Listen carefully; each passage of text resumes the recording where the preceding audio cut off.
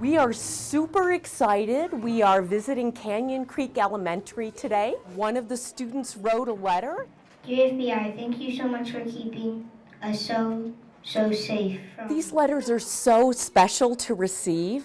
First of all, they make everybody's day, and I make sure and share them with the people in the office as well as folks back in Washington, D.C.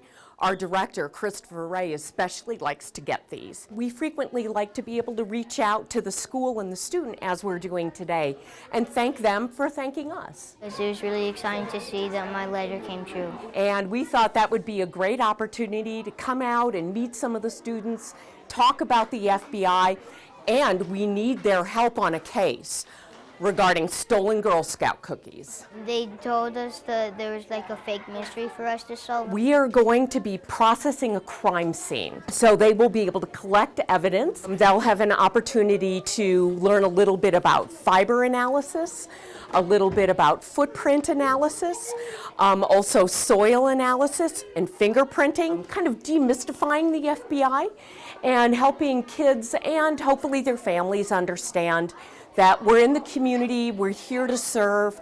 The students we're meeting with today are going to be in the job market a little ways in the future, so I can't predict the future.